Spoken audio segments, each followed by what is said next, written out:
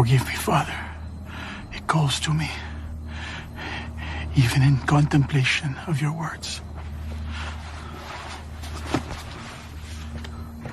The smell of your crust, the way it sits in my belly. Look away.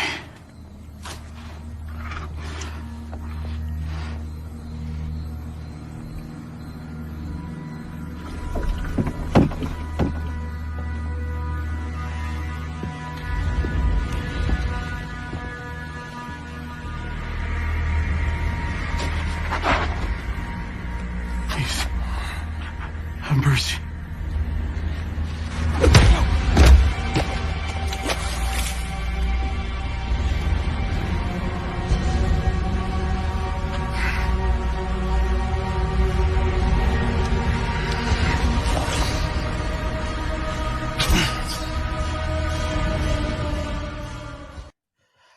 Hello, everybody. Welcome to a quarantine night of Dirty Four podcast.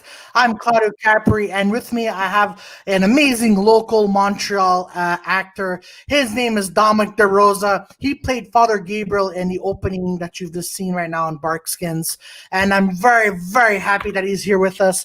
So, Domenic, how are you, man? It's been a long time. I'm good, Claudio. Yourself? Good. Thank you. Hey, look, we're all trying to keep sane during this. Exactly. Yeah. Oh man. So just before we go, we continue. So the people who are tuned in, just say, hey, how are you? And the people who are watching from Facebook Live, just get on to the Dirty Four YouTube, like this page, and subscribe. So Domenic, the first question I want to ask you is, so you've been obviously like an actor for a while. So what made you get into acting?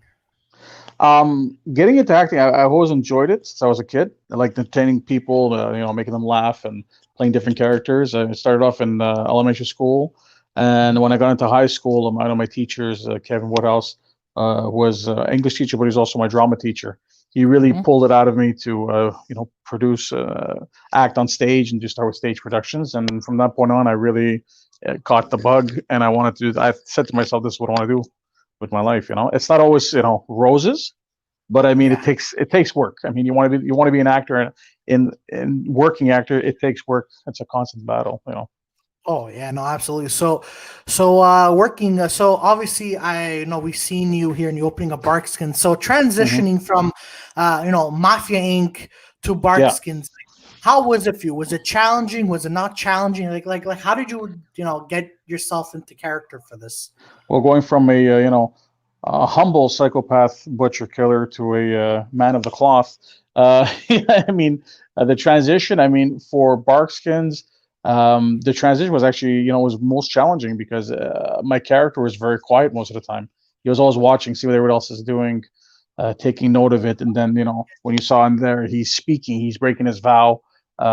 He had a vow of hunger, so he had to sneak away and eat some bread, and then he feels guilty about it, and he's telling God, "Please don't look at me. I'm eating bread." And then what happens? He gets kidnapped. Just for trying to sneak a few pieces of bread. So it's like, man, maybe man. See, so whole moral of the story is, folks, don't sneak away bread so you can live. Stick to resolutions. That's it. If you guys keep your mind on eye on the prize at all times, yeah. Exactly. And obviously, as an actor, what is the one role you really, really want to do? Like the role your dream role, basically. That's a tall order there, Claudio. I mean, I've played a variety of different roles to date, and they've all been on my bucket list. Like, I've played a hitman, I played a cop, I've played a doctor, I played a priest. The one that I'm going to be in that I just finished filming is a series called Faits Divers. It's in the it's for EC2. It's on it's a French TV series. It's the 4th and final season, and in that one I play I play another bad character, but he's the boss. Okay. And I can't give you the character name yet because it hasn't been divulged yet, but let's just say the theme of season 4 is Narcos, has to do with Mexican drug cartel. Okay. So it's a bit different from playing an Italian. It's a Latino mixed themed season. It's going to be very, very explosive. That Nice. I can promise you. Nice. So it's like Narcos a Mascouche or something like that. Yeah, Narcos Quebec. You know, it takes place. Yeah, exactly. It takes place in Mascouche, the town, the fictional town where they have. It's well, not fictional, but it's Mascouche, and they have to deal with. They've dealt with the Italian mob. They've dealt with the bikers. They dealt with locals, and now they're going to deal with El Cartel. You know, so it's going to be a very, like I said, very explosive, very interesting season, and it was nice. very, very eloquent done with a jam packed full of very talented actors from Quebec. People that I've just met for the first time, and the talent. I gotta say, the talent pool in Montreal, all around, is for me is really set high. We're full of very, very talented people here all around, and all walks. Oh yeah, no, you know what? I agree with you 100%. You know, going back on Mafia Inc, like, you know, like that's where I saw you and the whole cast, and then working on other films as well. I'm like, holy crap! Like, you know, when people were thinking about Montreal, they were thinking about, you know, just like, you know, Quebec genre, just like these I would say not cheap, but Quebec genre like films. But there's so many talented people from, you know, French and the English and obviously the Italians and all other ethnicities just coming together under one roof. Like, and every time I'm on set, like my jaw just drops because of how great people are. You know, it's just fantastic. And you know, speaking about, you know, the talent, who are like one or two actors, if you had to choose, who are the one or two actors of that you want to work with? That I want to work with, and like one or two actors from Montreal, or one or two actors from anywhere. Anywhere. That's put me on a spot like that. I mean, so many to choose from. I mean, you know, it's like, if I had to say, okay, I would like to be in a movie with so and so, it would be great. You know, not to put anybody on a pedestal or you know, degrade anybody, because everybody is. I would actually love to work with Tom Cruise, to be quite honest with you. He seems like a real fun person to be on set with. You know, there's obviously I'll name more a few of them: Mel Gibson, Rob De Niro, like Halle Berry, Michelle Pfeiffer, any people that have been around, because you can learn so much from them because they've been on so many different sets, and everyone's come from the same place as an actor. Everyone started from the same bottom, and they've all worked their way up. You know, and to hear the experiences, and when you meet people, when I was working on Barkskins, and I was had the pleasure of working with Marcia Gay Harden and David Thewlis and Christian Cook, and like a whole slew of amazing talents globally. When you sit down, you chat, and everybody's on the same level, and you talk like your old friends. Hey, what's going on? And you talk about your past experiences and upcoming projects, and like what you've learned throughout the years, and it's really nice to see. So, I mean, I think any actor, to work with any other actor, no matter where they're from, is a joy, because you're going to learn off each other, and you're going to grow in that sense in any area, depending on what you're doing, whether it's in front of the camera or behind the camera. Because I've met a lot of people behind the camera, directors and producers and ADs, that are just amazing human beings. Oh yeah, absolutely. You know, just to be around. Okay. Well, yeah, no, sorry if I put you on the spot, by the way. No. It's I mean, it's a little bit on the spot there, Claudio. Yeah. I want to work with you.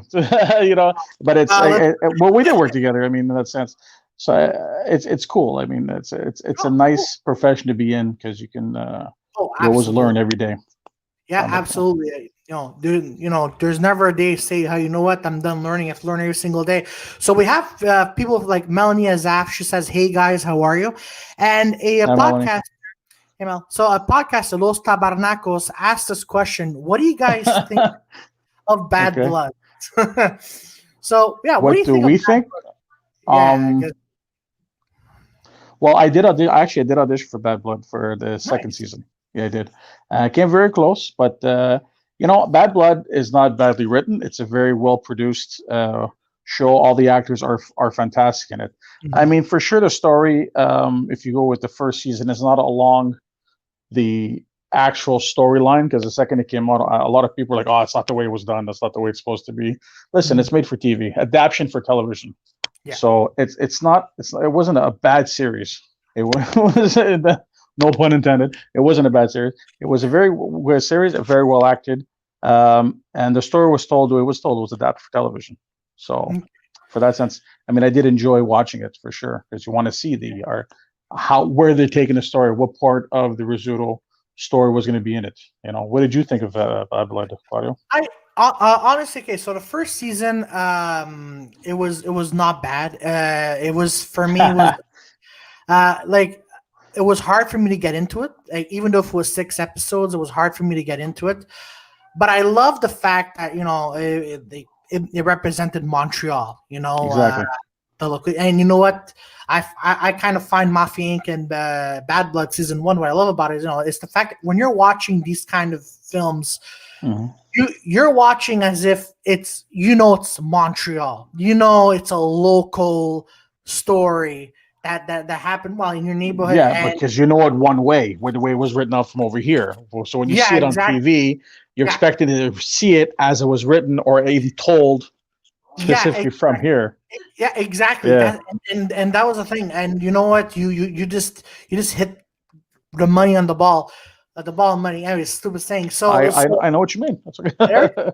Perfect. So no, so that was a little problem that I had with it. Like they're telling a story, but I don't know. It was just production wise, I was not. Oh man, I'm trying to be PG here. It's like the story was well done. It was just the way it was like locally produced. That was that I had What do you issues mean by with that? it. Well, Mark Montefiore, who was also the producer of Letterkenny, produced Bad Blood. I think Mark, you guys did a phenomenal job. Don't judge yourself. Yeah, a lot of it was shot in Sudbury. They came here for 2 weeks and they shot Yeah, the first season for 2 weeks to get the Montreal shoots, all the different backgrounds and the areas.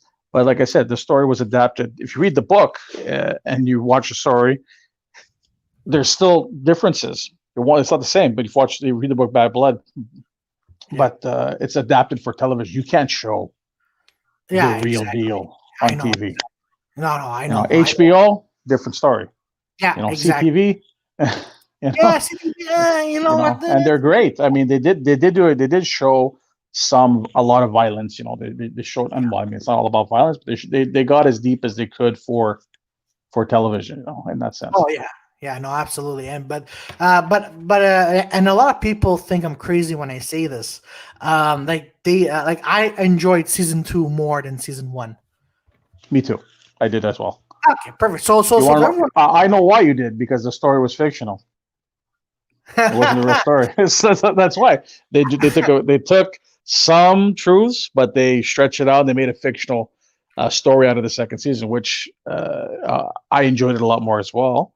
But it's like any TV show. You always like one season or two seasons better than the other one. Oh yeah, no, absolutely. But see, the real reason why I enjoyed season 2 was because the acting. I don't know what it was, but the acting was, well, in my opinion, it was so much better than season 1. I don't know what it was. I'm just like, you know what, these actors are actually doing well. Besides Kim Coates, because I love Kim Coates, and and amazing. And you know what, you should have been in season 2. And I'm just saying. Dylan Taylor, the character I went for was played by Dylan Taylor, and he did a very good job. He did a very, very, very good job. I mean, my hat off to him. Being a non-Italian playing an Italian, he did a good job. Yeah. No, it was honestly like I was stunned, and then a lot of people like, I know season 2. It's like, what the hell? I'm like, listen, you know what? Okay, people, you don't know what it's like to be in the industry. And I was giving the whole spiel about being what it's like to be in the industry and how hard it is. So I have a question. So do you ever see yourself ever doing stand-up comedy? No.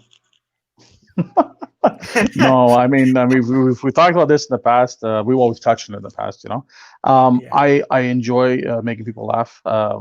Sometimes there's a little wine involved. I get a little, a little happy. But I mean, doing what you do, or any of the Angel Tarucas, all these other, great stand-up comedians, what they do is phenomenal to me. I don't see myself getting up there and doing a set, and what would I talk about? I couldn't even begin to think. But give me a character to play a comedic character in front of a camera, I'll take it. I'll make up my own dressing on it, and I'll spit out a character, and I'll to make people laugh. But to do a set, I don't know. It's just that everyone has their own niche. That's not one of my niches, you know. Mhm. But my hats off to you guys that get up there, and it's you know fly or fall. It's like that's either you guys have a great set or you don't. Oh yeah, And no, you still get back up there, and you could the next day, and you still and that takes a lot of courage to do that. no, Honestly. thank you. Wow, it does. Like as I was mentioning before, like the moment, like when the first curse was lifted, like we all got back on stage. It was like trying to ride a bike, but I fell off for like a Yeah. couple of times. I'm like, Jesus Christ. So, ah man. So obviously now that you're in, like well, obviously you make films. Where do you see cinema heading within the next 5 years? Yeah, it's an interesting question because I mean, with the pandemic going on, and everything else, everything opening and closing, opening and closing, opening and Mhm. closing. Cinema, like for me, you want to see a movie, you got to see it on the big screen. Yeah. You have to have that experience. You have to sit there and have smell the popcorn and have the giant drink that you never finish, but you finish it anyways, and you have to run to the bathroom as soon as the movie's over. But I mean, unfortunately, the fact is now with they don't see when this is going to end, and it's hurting. It's hurting a lot of the business because a lot of movies that are coming out, instead of seeing it in the way it's intended to be seen, you're going to be on digital download in the privacy of your home, on your phone, on your tablet, on your laptop. It doesn't have the same punch, and it's not giving. The movies are not going to be raking in those. They made $400 million in the first 2 weeks. Yeah. It's not going to be the same thing anymore. Mulan, which was one that we wanted to see as a family. We were waiting for it to come out in the theaters, and it came on digital download. It was $35, and you're like, $35. I'm home, but when you think about $35 to rent it, it's really not that much because if you would have went to the movies, 10, 10, 10, 10. I mean, I have 4 kids. My wife and I we're $60. Plus Tax, plus the popcorn, plus this. You come out, then you got to go for supper. So it's a $400 day. Oh yeah, no, absolutely. To rent it for $35 at home, you're like, it's really not that bad. But in the end, it's like you would prefer to see it in its form on the giant screen. Oh yeah, no, absolutely, absolutely. And you know what? Because at first I was like, you know what, like I love going to the cinema, and then when Mafia Inc. came out in theaters, I was so happy to go see it. Yeah. I'm like, oh man, I worked on this for 2 months. I'm so happy. Now that like Mafia Inc. or any other movie, I'm like, I hate watching movies at home. But at the same time, you watch a movie at home, it's I would say less expensive, but at the same time, it's heartbreaking. I mean, unfortunately, like I said, with the pandemic, it's a coin toss every day. When you get up, what's going to happen? I mean, I would just love to, sprinkle, and the next morning it's all gone. David Copperfield, you can't come up with some kind of magical illusion to disappear everything. I would that would be the greatest thing in the world. But right now everybody's got to concentrate on staying safe and making sure that we follow at least enough to make sure that we do have a tomorrow for everybody. Yeah, exactly. And I don't like being political. I don't like to really talk about this kind of stuff. But I mean, I see it every day with the children going to school, and it gives me I get nervous. When my kids go to school, like, they're gonna come home, they can start coughing. Is it be okay? Like, as a parent, like when you think about these things, like if it happens to me, whatever. But if it happens to me, who's gonna take care of them? Oh yeah. And who's gonna be around? So it's like, I just hope the best for everybody, and that we get out of this slump and turn the page in that sense and move on and put it behind us. Yeah. No, like because I have a friend, right? Because he also has kids, and and he said it. He goes, like last year when one of my kids would cough, it'll be okay. But now when they come back from school and they're coughing, he's always on the lookout. It goes, "Are you okay? Are you okay? Yeah, I just for sure. I mean, you can't even go out in public and then someone coughs. You'll clear the room. Yeah, exactly.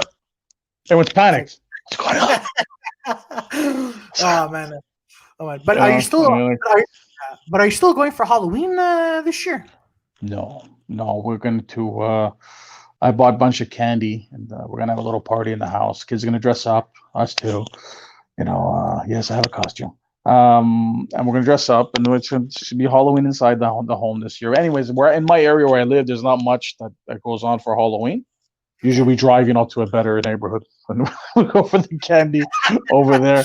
But this year, I don't think anyone. I don't know if anybody's giving candy out this year. You need to bring it home, wash it, disinfect all your candy. I don't know. Oh man, the last time, you know what? The last time that I went trick or treating was like 3 years ago. My niece and nephew, and I made them slaves. I'm like, all right, so kids go go to each house, and I had a bag, and they came back with little bags, and then I'm eating the candies along the way, and then they're like, hey, you're supposed to save it for when we get home. Like, my kids, we're gonna go to a better neighborhood, and we're gonna get non-toxic candies. Okay, that's it. Quality control. You got to make sure everything's good. Quality control, yeah. So are you a fan of The Sopranos, there, Dominic? Of course I am. Oh, man. That was. Oh man. What a great series. What a great series, especially that ending, eh? Yeah, I seriously, I went nuts. I thought my cable went out. Me too. I was like, what's going on? Let's see. But I really thought my cable went out. But yeah, it's one of those endings that makes you keep thinking what really happened. Oh. So what do you think happened? By the way, spoilers, folks, The Sopranos, watch it. A lot of people say, I don't know if David Chase actually did reveal what it meant, but did it mean the end of the story? Did it mean because Tony got shot in the last second? That way it went blank because you were seeing it through his eyes? And I'm just like, I don't know. There's so many theories. What do you think? I think they just ended it like that just to keep people thinking, and it's not really an ending. Well, for me, there are two endings. Number one, because they were talking about bringing The Sopranos back, with Gene Gandolfini, Yeah. And that would have been awesome to see, or it would have been an ending of where, maybe the whole family got whacked, maybe, because that would have been possible. That's possible, or maybe like these open endings. Like, I hate these open endings, because there are so much theories that's out there. You don't know which one is true, and it's like there's actually one theory that I read that was Christopher Moltisanti who came back, and he's the one who shot Tony. I'm like, I saw something like, not with Christopher but I saw something similar. There was a thing on YouTube, and they zoom in on Tony's eyes, and it's Paulie. You see Paulie and Tony's eyes coming to shoot him at the end, before it goes blank. I think somebody made it up, but I mean, it's not crazy. You know what? I would perfectly, I would agree with that. That makes perfect sense because he almost killed him, but that would make sense. You know what? I want to go with that theory that Paulie killed Tony. Because let's get David Chase on the show. Call him up. Let's get him on the show. We'll put him on speed dial. Exactly. Ask him. But because in a way I have sympathy for Paulie, because Paulie was always there. Yeah, Paulie, you do. Yeah, you do. Because I'm like, Paulie is just a 50 in the show. He was like a 50-year-old Mamaluk. He never got well. Did he get promoted? That's the part where he did at one. I mean, I don't know what I forget which season it was, but he promoted Silvio and Paulie together at the same time at the Lou Costello Memorial. Yeah, and he said, "You and Stiller package order or something like that. You're going to be at the top together." So it's kind of like under bosses at the same time. But then later on, when he wanted to make Paulie a captain of a crew, Paulie didn't want to do it. He said, no, I don't want the job. He's like, come on, fine, I'll give it to somebody else. He's like, okay, I'll do it. So it's really, you feel sorry because he's never married, doesn't have any kids. Yeah. You know what I mean? He seems always to be like a loner. Even when they show his house, it's just a bar lounger, a TV, and there's nothing. There's no furniture. Exactly, so. And then he was about to go in the other family though. Yeah, he wanted to switch over. Yeah. Exactly. So the Paulie theory, you never know. Exactly, you never know. But I don't know, man. Like, speaking of Sopranos, now next year there's going to be The Many Saints of Newark coming out. Yes. Oh man, and seeing Michael Gandolfini Playing playing his father. Yeah, that's something. I mean, it's because yeah, he has big shoes to fill. At the same time, he's honoring his father at the same time. oh yeah, So no, he's doing. It's crazy how much he looks exactly. like his dad. It's really something. Does he? I don't Yeah, he looks a know. lot. Yeah, he looks like his father. Well, for me, anyways. Everyone has their own opinion, but I find he does. I don't know. I'm like man, but see that's gonna be a movie going back to where we see cinema in 5 years. I think that movie is gonna go direct to HBO Max. It's possible. I mean, look at the Irishman. Yeah, I went to Directed. It was Netflix. Netflix. There was very Yeah, limited screenings in New York, but yeah. direct Exactly. Oh to man, Netflix. that should have been in cinemas. But would you ever work with Martin Scorsese? That would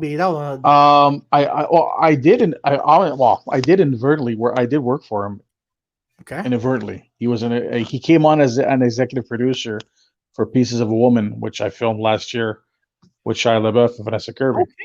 Okay. and he jumped on board as executive producer a month or so prior to the Cannes Film, not Cannes, but the Venice Film Festival and the Toronto Film Festival. I was like floored when I saw that he joined us all. I mean, obviously Nice. during the filming he wasn't involved, but like to have his name attached to a film that I'm in, regardless that it's not a huge role, it doesn't really matter. It's just for me on my rest, like for me personally as an actor, yeah, I was in a film. He was an Okay. executive producer, which is a bucket list, you know, check off for me.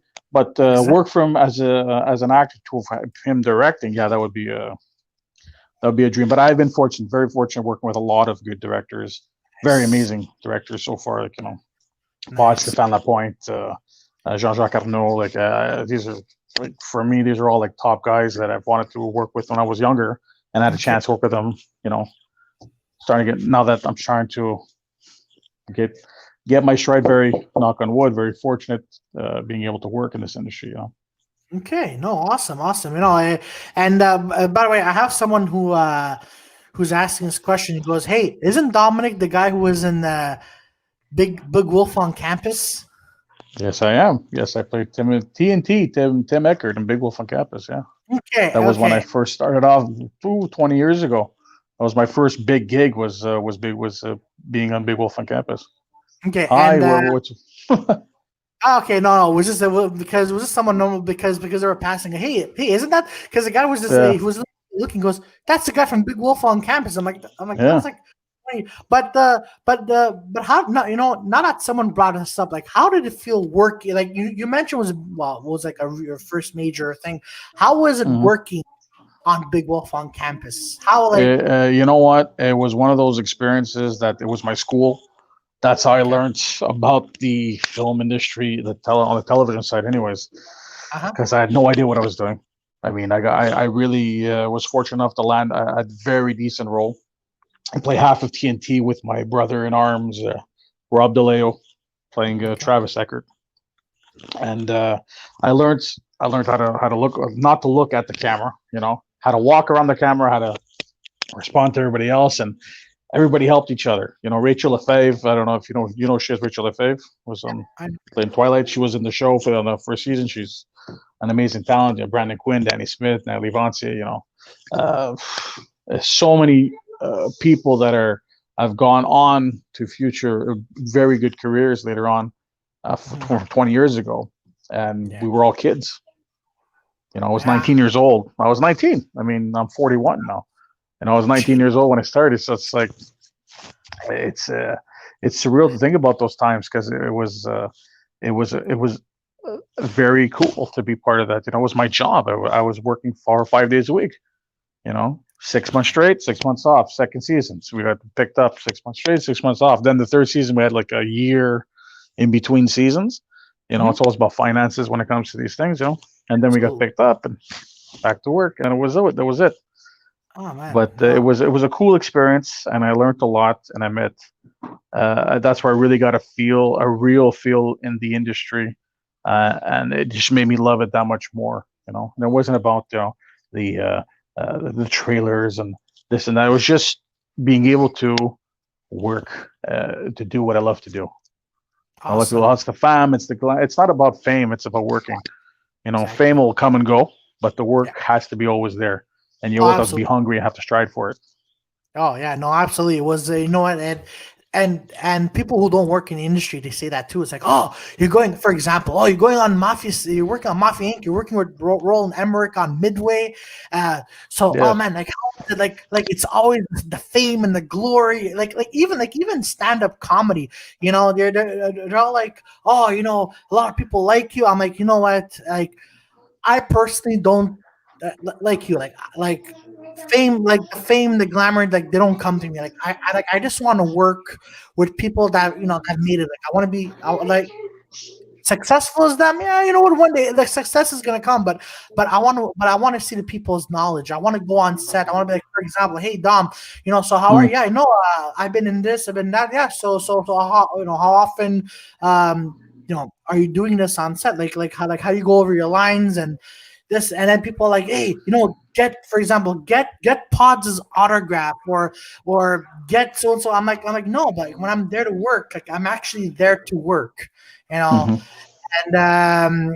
and and that's the thing. Like when I was on Midway, I was on the scene where the enemy planes were coming to the boat, and we're all on our knees making hopefully that the bomb's not going to crash on the boat, and Hmm. then people messaging me saying, hey, get Dennis Quaid's autograph. I'm like, no, I'm not. I can't do that. It's not me. I mean, I'm just Yeah. there to do my scene and leave when I can. Ah, man, but that's it. So any kind of favorite genre of films that you like there, Dominic? Since I like them all. I mean, the one my least favorite, and I'll probably end up doing one day. Hopefully, is my least favorite is horror. I have a very overactive imagination when it comes to horror, even though I know it's fake. That still freaks me out. It freaks me out royally, but it's okay. I know one day I'll end up playing in a horror movie, and that they'd be like, "Wow, you really look scared." No, I was yeah, scared. Even I was but walking at yeah, I enjoy dramas. I enjoy action films. I okay. enjoy comedy. I like any genre. I mean, I like time period. I like period pieces. Hmm? Barkskin was a period piece. I like those because it's like you get to wear clothes that were from back in the day, and like it's almost like what, it doesn't matter what period. It could be the 70s. It could be the 1920s. The 1850s. Cowboy western. I mean, it's just neat to be able to wear and dress up. I mean, in that fact, in those period pieces, and it recreates a theme for that something that sink your teeth in from those times. Yeah, So no, yeah. oh man. But I was looking at because I was looking at the locations for Barkskins, and then because I heard about the novel as well, Hmm. and I'm if you don't mind me asking, did you feel eerie when you were on set? I don't know, like for me, like I would feel Well, eerie. we were in the woods. We were in the middle of nowhere, man. Like, Really? we were filming at Wolbeck, which was the base camp in Valcartier. Uh huh. Well, Saint Gabriel, the Valcartier, wherever. In that sense, it's a village, so I mean, it's fine. But when the night falls and you're walking outside those gates, I mean, you're talking about 15-foot high wooden trees that are pointed at the top, like you're fenced in King Kong. They don't want them to get out. Like that's what it looks like. And you Gee, leave those giant gates that open up, and it's just darkness. I mean, gee. I remember one time we were filming, Uh-huh. and the way the lighting was done, it was super foggy, and we're looking up, and like, could you imagine this? Like, would you have all these weird things that go through your head, but the clouds were moving, and it looked like a giant, like a dragon. It looked like a dragon, but it was just the clouds the way they were separated, hovering over us. I'm like, yeah, this is it. This is how it ends. I wanna, I But wanna, I'm gonna die. I'm gonna die here tonight. No, honestly, that yeah, man, but no. yeah, it's cool, man. I mean, the lot like the in Barskins, the from episode 5 to episode 7, to where if anybody hasn't seen it, uh, I meet my demise. I'm sorry, you'll see it. That's the way it goes. My character meets his end, but I was pegged down to the ground Jesus. like a cross, like both my arms down, my legs straight, and I Jeez. was wooden staked right into the ground. They were courteous enough to let me up every hour or so, drink some water, You know, are you doing anything, sir? But it was very, very tedious. I mean, they did all their best to make sure I was comfortable, put heaty pads underneath my back because being on the ground was very humid. Jeez. Because we're talking about September. So when you're down on the ground in the morning, you feel it creeping into your bones. And I was wishing that when I was filming Fed Divide, my makeup artist Jennifer, she asked me, she goes, were you afraid of? I'm petrified of snakes. So I'm like, I could just imagine in my head, like I said, I'm just staked down. And I was just hoping that, like, a garter snake didn't come up to me and like crawl up my sleeve or something while I was because I mean, I would have been finished at that point. I would have really freaked out. But everyone had a good laugh about that one because I said they're like a garter snake. I'm like, yeah. They're like, well, they don't bite them. It doesn't matter. They don't bite. It just snakes freak me out. Yeah, exactly. Period. This is snake spiders. I don't like. I mean, I'm sure they're beautiful in their nature. They're here for reasons, but they freak me out. It's just I don't like them. It's it's not a personal thing. Just it's the way it is. But yeah. I know. Actually, no. The one scene I actually, you know what? Here I was thinking because for Mafia Inc, like we had to do the exterior scene in front of in front of a bar, and it was really cold. Yeah, it was freezing outside. It was cold, eh? Oh man. So the idiot that I was, I'm like, nah, you know what, guys? We're not gonna be outside for long, right? So I just came with a leather jacket. And then I came with those really thin thin colored pants. So we're standing here for like 20 minutes. Like, guys, don't worry, this is gonna be good.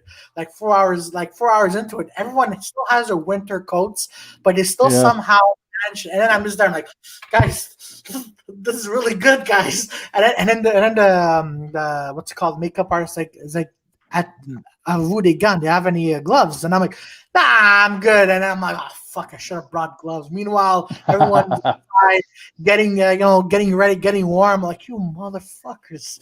You know what? Well, why didn't you ask for a jacket? They would have brought you one. Listen, I had to be in character, Dominic. Okay. Wow, seriously, Clay. Man. See. Man. Actually, no, it's because I was on Home Alone as well. Oh, okay. How was that working on Home Alone? How was that? I auditioned like 4 times for that to try and get a land of character. But I mean, it's okay. But still, how was the experience of Home Alone working with Dan? Well, I think Dan Mazer is the director for that, eh? Yes. So what it was? So actually, so I was with a female actress because she was an extra in there as well. So we were in the kiosk in I think it was in the West Island. Okay. So I had to do so I'm doing a scene where obviously like we have to shop around these little kiosk shops outside. Mm-hmm. So I'm walking with her. That's like the first 15 takes, and there's a kid that keeps falling right in front of me. Okay. Mm-hmm. I didn't know this kid was the main character from Home Alone. So second take, and then at one point, I just got frustrated. I'm like, is this kid mentally what's wrong with this kid? So I turned to the kid. I'm like, are you okay? And then the producer's like, sir, this is the protagonist for the main movie. I'm like, you know what? You're right. I'm sorry. I'm in the wrong. Okay. And then the producer just looked at me and goes, wear your gloves because we're going to be here for the next 8 hours. I'm like, we're not. Ended up being 10 hours. But then it was so fun because at one point I remember like all of us extras we were tired, so the kid was running around. So I was just with 2 guys who were from Mafia Inc. So in the background, while the action was happening with the kid and the parents, we went up to a random kiosk. And I'm like, guys, they're not gonna hear us anyway. So in the background, like we're just pretending we're muscling one of the guy who has the kiosks. So I just took like the can, but it's whipped on the floor, and then like I didn't say anything, but I pointed at him. And then like it was supposed to be like a cash but there was no money, so I pretend to take the money. And then we walk away, and then the friend that I was with just tosses him into the snow, and then we pretend to go beat him up. Oh, it was great. It was a great experience. We were on set for like 14 hours, but perfect, beautiful day. Every day is a good day. Every day is a good day. It was except that we didn't see that there was ice, but most of us were We're like, is this a Michael Bay film? Like, why? Like, why is there ice? Like, and then like the casting director for extras was like, all right, guys, so pretend you're all skating to the kiosk. I'm like, I don't know how to skate. Like, why am I doing this? So I'm with the extra, and I'm falling. Like literally, I think I fell like 5 times.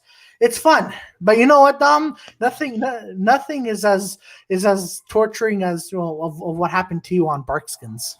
Oh, come on, no. I mean, falling down on ice, that's torturing, man. You could really hurt yourself.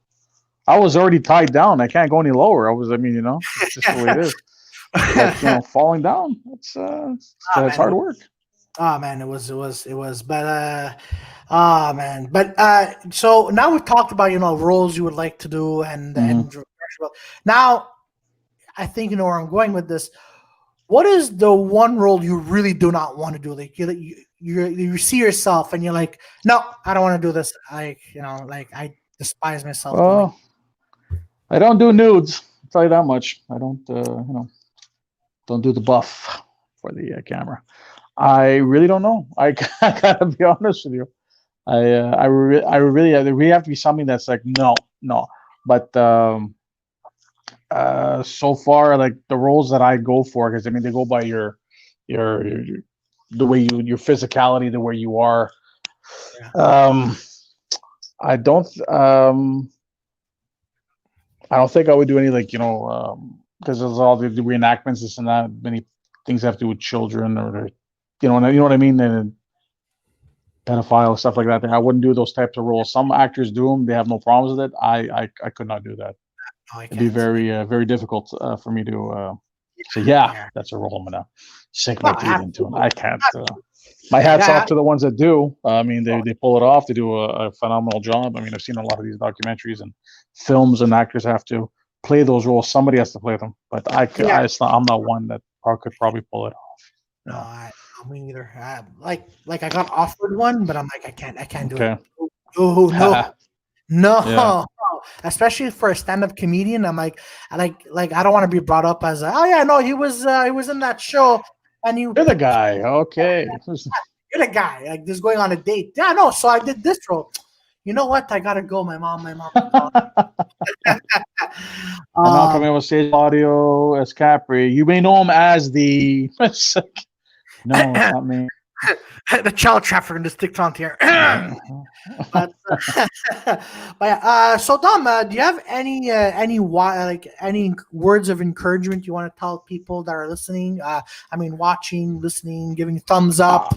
I've said this before, but I always repeat the same. I always repeat the same thing because for me, this is what I stick to. I tell the same thing to my kids. If you want to be an actor, you want to be in this business, you have to cope well with rejection, because 99.9% of the time it's no. That 0.1% is what you strive for. So being in this business is not a race, it's a marathon. It could take many years before you hone your craft and you become to the point where you want to be. I've been at this for over 25 years or so. I'm just now going into my stride because I have a good support team around me that's helping me, that's behind me, keep pursuing.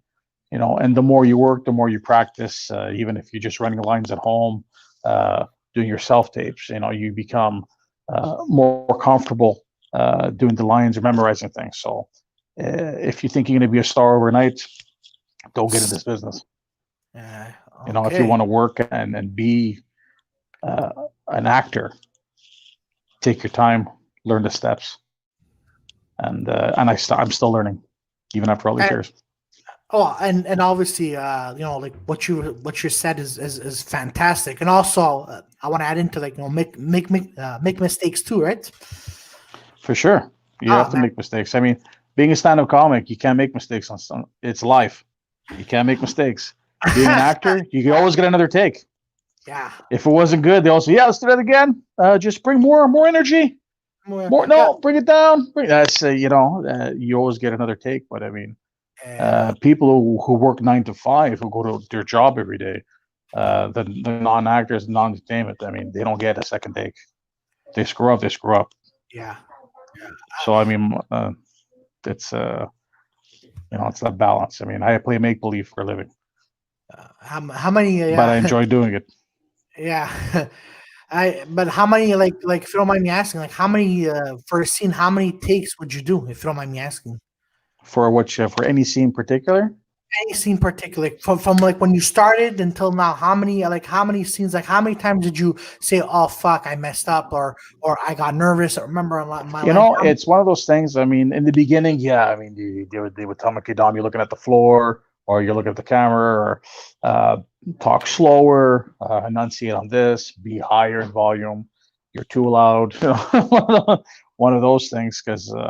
But up until now, I got to the point where I'll do one take, two takes, maybe three sometimes, but it all depends on the director what they're looking for. Sometimes they make you do it 4 or 5 times because and they'll make you do it different ways because Mhm. they want a different reaction every single time.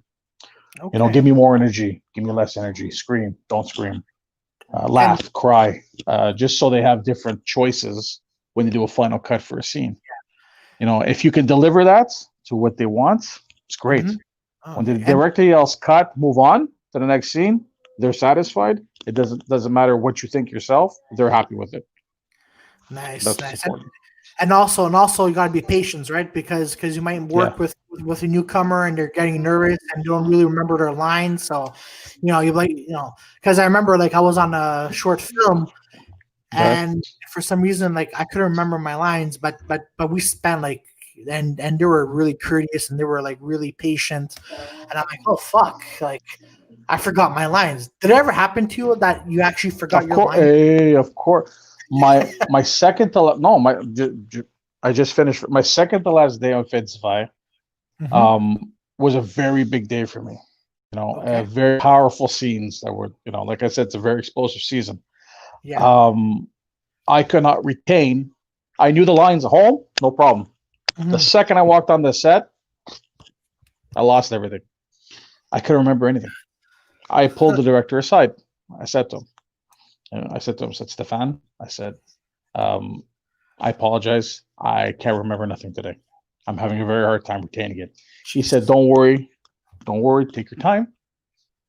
It'll come to you. And he gave me a few minutes. He even played. He was playing some dark music, like dum, like like da da dum, like just Yeah. music to get me into the mood. Hmm. And he gave me that, and he's like, just feel the music, just let it soak it in. And I appreciated that because not everybody takes the time to try and adapt and pump the character. Like he wanted me to give him my best. So I walked around and okay, think. The second I got into position and he yelled action, I went off like a shotgun to the point where, I mean, you won't see it, but to the point where I injured myself and I got cut and I was bleeding and I kept going. I knew I was bleeding. Nobody else knew I was bleeding. I kept going and they yelled cut and he was like, "That was great. That was really good." He goes, "We're just gonna do it again." I said, "Well, I need a medic." And he goes, "What do you mean?" And I went like this, and I was like full of blood. He's like, "Oh, okay." So it's like he got me to the point where I was so pumped up because he was playing that music, and I was upset at myself. So I was trying to use my emotion to remember. But when you get upset because you can't remember something, you're just gonna keep forgetting it. Yeah. And this situation, it worked in my favor because I had to be upset. So I was trying to use that forgetting my lines to go through. But yeah, it does happen to everybody. My It wife. doesn't matter how many years of experience you have. It'll happen to everybody. You'll forget something, forget a line, forget a word, your Oh man. cue, and it's okay because we're human. Yeah. Human error, just the Oh, way it is. exactly. Nobody, and you know what? Like, not talking about stand up comedy. Like, I was on set, and I forgot my line, and then like someone was saying they're delivering his line very well, and it was my turn, and I'm like, um, and I was nervous and I was sweating, and then I thank God I was wearing. The only thing I remember is that I was wearing the antiperspirant deodorant. So Okay. you smell under. I'm like, um.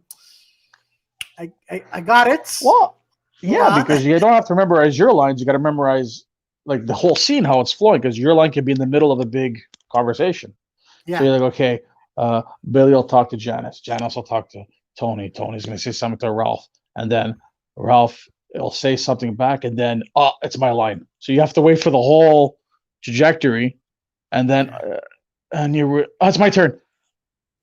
But when you're thinking about it too much, you're going to miss your cue. Yeah, and it's normal. It's going to happen. It happens to everybody. Oh, absolutely. And if you don't mind me asking this, so when you have to learn your lines for a specific character that you're doing, how do you get into that mindset of a character? How do you tell yourself? It's pretty funny. My process I'll tell you some of my secrets. My process is I will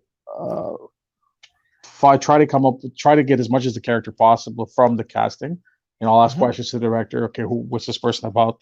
I will find clothes that are similar to the character. I'll dress up. I'll take photos of myself in character, and I'll put myself in what the character would be doing, like a backstory, kind of like a vision board, and I'll start building my character that way.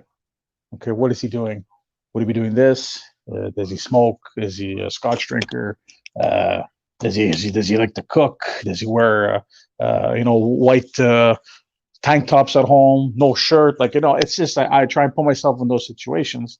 I'll take photos, kind of like a photo shoot, and I'll make my vision board as I'm trying to learn the lines. So I'll keep referring to the pictures, and then I'll do research on if it's like a certain, let's say it's a priest. I'll watch stuff that documentaries, and I'll see how they move, how they are, how they speak, how they're looking at people, and their mannerisms, and it's a long process. I mean, a lot of actors do that too. I'm assuming everyone does their research on how to formulate their character and make it come to life, because it's just words on paper. It's harder playing a real person, because then you really have to study that person. But when it's a fictional character, it's you can kind of have that freedom to create somebody. Okay. So it's cool. Okay. Yeah, I know. And from what people were telling me, from what I learned as well, like portraying a fictional character is way harder than portraying a character that already exists in real life. Well, because you don't know where this person's from. You don't know what their backstory is. Yeah. Yeah. Exactly. No, you're 100% right. Oh no, because actually, believe it or not, I actually had to do a little bit of research for a night shift. But people you're playing a goon. I'm like, yeah, I know I'm playing a goon, but I want to, be in that world, be in that character, understanding why he's there, and it's not easy, people. It's not easy. But I haven't seen it, but congratulations. I hear good things about it to you guys. The whole cast and crew, you guys. I hear very good things. I read the article. I can't see it. I haven't seen it yet, but I'm looking forward to seeing that. Thank you. It was it was actually kind of a funny story of how I got on night shift, but it was really, it's one of those where I did not regret getting on there kind of stories. Okay. So we're since now we're talking about portraying characters. What is the one real character that that was easy for you? Well, not easy, but you enjoyed portraying the most. Real character. What do you mean a real character? Like a real person? Yeah, exactly. Real person. Or a fictional character? Real person, real character. Well, I mean, for real character was, the part I played in Mafia Inc. was based on a real person. They just changed his name. I mean, the character I just played was also based. It's a fictional character, but it's based on a real persona. Mm-hmm. So, that's why I can't really talk about it. But I mean, I really had fun with that one. Awesome. When you get to see it, I'll let you know when it's going to come out there. I really had a good time with it, and it was very challenging for me because it's not in my language at all. I really have to dig deep for this one. So I hope it comes across and people enjoy watching it, because I had a very good entourage of actors around me that helped along with the building of this character coming up. Oh no, no, Dom, it's gonna be great for sure. It's gonna be great for sure.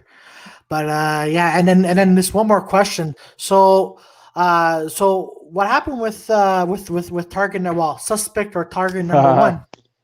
Well, I want to say congratulations to all of them. They did very well at the box office. They made over $1 million, which is a very big achievement for a Quebec film. What happened with Target Number One? I mean, I filmed great scenes with Antoine Olivier, and I mean, what are you going to do? It gets put on the cutting room floor. It happens. It happens. It happens to the best of us. But that's okay. You know, I still enjoyed. I'm still part of that film. I still enjoyed being in the movie. The experience I had on set was phenomenal. Working with Daniel Roby was great. He's an amazing director, and I wish them very. And I'm happy that they've got a lot of success with it as well, because it was not only released here, it was released in the States as well. It's picked up by I think it was Universal Pictures was the global distributor for them. So it's now it's on digital. Yeah, it's on digital download along with Seville films on digital download. So I'm very happy for them that they're getting successful, and it's a good story because it is a true story that needed to be heard.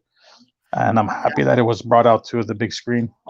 Yeah, the gentleman's life was he had a hard life. I mean, framed, spent life in Thai prison. You know, had to go through the ringer being in there. And when I had spoken to the real gentleman, Alain Olivier, he said to me, he goes, asked him, I said, how did you survive? Like, what did you do? He goes, listen, when I went to bed, I closed my eyes. When I woke up, if the sun was up, I knew I survived another day. I was like, wow, that's Jesus. There's nothing to say to that, you know. And he's a super nice guy. Oh no, I could imagine because I saw that movie and I'm like, whew, wow, that was very powerful film. It was a powerful film, and it was one of the first films that came to theaters after the first wave. Exactly. And I'm like, man, but you know what? I find it's a movie that needs to be told way more than once. So I hope it comes back to theaters because it needs to be shown because it's a powerful story. But well, Montreal. I mean, Quebec is producing a lot of great films, and now there's we have very good technology here too. With Mel's opened up a new section on the sound studio. It's something to be, you know, it's going to wow everybody in the film industry. We're talking about on the big leagues, and I personally still think we have the best talent, cast, and crew around. We have so much diverse people, and they're multicultural, multi-language. They can converse with anybody, you know, globally on a global level. And being Canadian, we're nice people, pretty much, as they say, we're nice people. And I think that it's just going to get better from here, you know. Hopefully that we get ahead of this pandemic, COVID-19. Oh yeah. But man, only time will tell, I guess. Huh? Time will tell. Like I said, it's a flip of a coin. Every day we get up, we see what's gonna happen. Yeah, exactly. So, do you have anything else you want to add, Domenic? No. Okay. No, it's always fun being on these the podcast too, Claudio. We have a good time. See, like an hour went by. It didn't seem like an hour. Just goes by quickly. Hey, you know what? Thank you for being on, and thank you for accepting this, Dom. My pleasure. My pleasure. We're here to promote each other and help everybody out along the way. You know. Thank you. That's just the way it is. Exactly. So, ladies and gentlemen, this has been actor Domenic Di Rosa. He was in Mafia Inc. You could catch him on Barkskins. And you know what? He's going to come out with other projects that are in the works that he can't talk about now. And this is where we leave off. Everybody who tuned in, Los Tabernacos, Mel, Freedom Fighter, Raul, and everybody on Facebook, thank you very much for tuning in. Tomorrow night, it's going to be the Dirty 4 episode 21 with the Los Tabernacos podcaster, Max Pitt. And folks, have a safe night. We're all going to get through this together. And before you know it, we're all going to get back to partying and having our normal lives back. So, Dirty 4, see you tomorrow night. Thank you, Dominic, and thank you. You're very welcome. Good night, everybody. Good night. Ciao. Be safe.